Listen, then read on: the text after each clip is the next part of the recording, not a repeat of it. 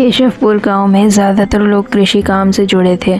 इस गांव में केवल 2 कुएं थे जिनसे सभी गांव वालों को पानी मिलता था। कुछ समय के बाद एक कुआं पूरी तरह से सूख गया।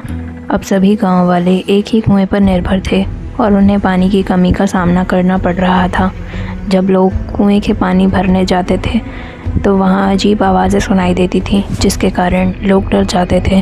कृषि काम करने वाले पुरुष की पत्नियां तो कुएं के पास ही नहीं आती थीं। इसके परिणाम स्वरूप रात के समय किसी भी किसान के लिए कुएं के पास जाना बंद हो गया।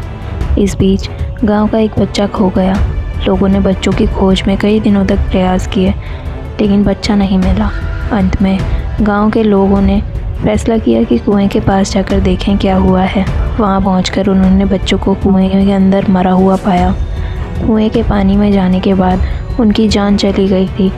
लोग हैरान थे कि ऐसा क्या हुआ और वह इस समस्या का समाधान ढूंढने के लिए लग गए। लोगों ने तय किया कि अब एक नया कुआं खोदने का समय आ गया है। कुछ दिनों में नए कुएं की खुदाई कार्य की शुरुआत हुई और उसे तैयार किया गया। अब सभी लोग नए कुएं से पानी लेते थे और भूतिया कुएं के पास जाना सभी ने बंद कर दिया था।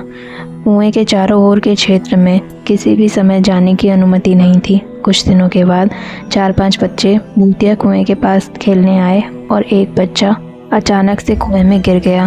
उसके चिल्लाने की आवाज़ से सभी गांव वाले दौड़कर भूतिया कुएं के पास पहुंचे। वहां पहुंचकर उन्होंने बच्चे को कुएं के अंदर मृत पाया।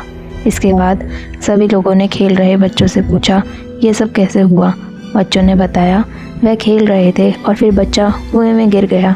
इस दुर्भाग्यपूर्ण घटना के बाद लोगों ने एक तांत्रिक को बुलाया, जिसने कुएं के बारे में अध्ययन किया।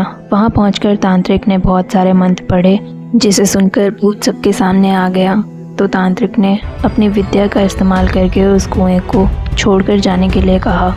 भूतिया कुएं ने तांत्रिक की सलाह को नकार दिया और कहा, मैं यहाँ से नहीं जाऊँगा।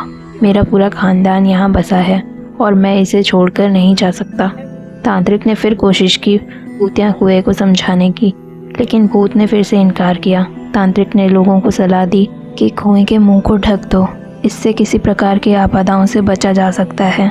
इसके परिणाम स्वरूप गांव के मुखिया ने तुरंत कुएं के मुंह पर जाली डालकर पक्का ढक्कन बनवाया और उसे सुरक्षित बना दिया।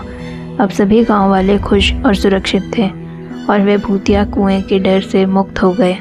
इस कहानी से हमें यह सीखने को मिलता है कि हमें हर समस्या का समाधान ढूंढने के लिए संघर्ष करना चाहिए, चाहे हमारा सामना कितना भी कठिन क्यों ना हो। हमें निरंतर प्रयास करते रहना चाहिए और निराश नहीं होना चाहिए।